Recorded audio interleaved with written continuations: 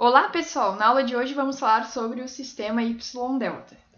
Começando então com a carga conectada em delta equilibrada.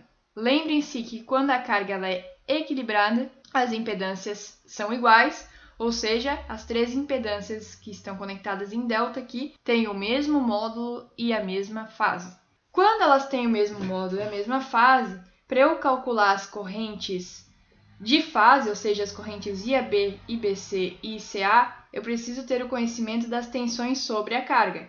E aí eu calculo essas correntes. Lembrando que as correntes de fase, a nomenclatura dela é dada indicando o sentido da corrente. Por exemplo, a corrente IAB ela vai do ponto A para o ponto B. A corrente IBC vai do ponto B para o ponto C. E a corrente ICA vai do ponto C para o ponto A.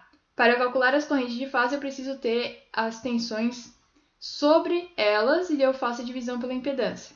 Uma vez tendo as correntes de fase, eu posso calcular as correntes de linha, ou seja, as correntes sobre a linha IA, que é a linha A, na linha B é a corrente IB e na linha C é a corrente IC. Fazendo análise nodal, eu calculo que a minha corrente IA ela é igual à corrente IAB menos ICA.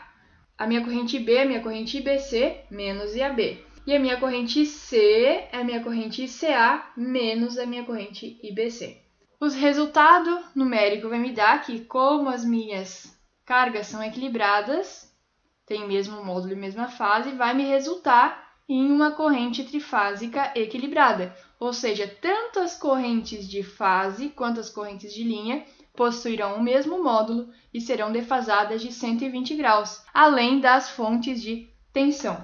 Já para uma carga desequilibrada, as minhas impedâncias são diferentes. Pelo menos uma delas tem um módulo ou fase diferente das demais. Como resultado, eu terei que as minhas correntes trifásicas serão desequilibradas, ou seja, as minhas correntes de fase e as minhas correntes de linha ou terão módulos diferentes ou não serão defasadas de 120 graus, diferentemente das fontes de tensão, que sempre serão equilibradas.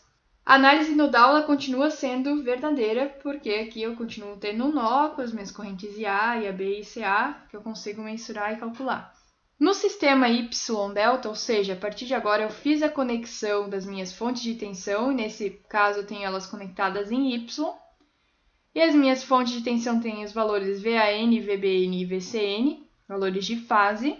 Já a minha linha tem as tensões VAB, VBC e VCA, ou seja, as tensões de linha são diferentes das tensões de fase e é possível calcular essa relação dependendo da sequência. E as cargas, elas aqui podem ser equilibradas ou desequilibradas, mas antes de mais nada eu preciso ter conhecimento das tensões sobre a carga para fazer os cálculos. Então, para eu calcular essa corrente IAB, IBC e ICA, eu preciso ter conhecimento das tensões de linha, que são as mesmas que as tensões sobre as cargas. Tendo o valor das minhas correntes de fase, não vão confundir tensões de linha com correntes de fase, tá, pessoal? Lembrando que tensões de linha são as tensões sobre a linha, enquanto que as correntes de fase são as correntes sobre as cargas. E a corrente de linha é a corrente na linha, tá? Então a nomenclatura aqui das tensões e correntes são diferentes. Depois de obter os valores das correntes de fase, eu consigo calcular as correntes de linha fazendo análise nodal. Exemplo 1.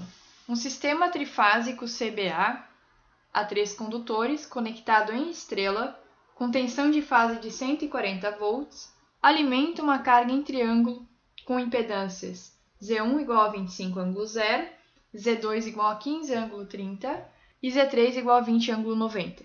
Determinar as correntes de linha. Use a tensão de referência, a tensão da alimentação da fase A.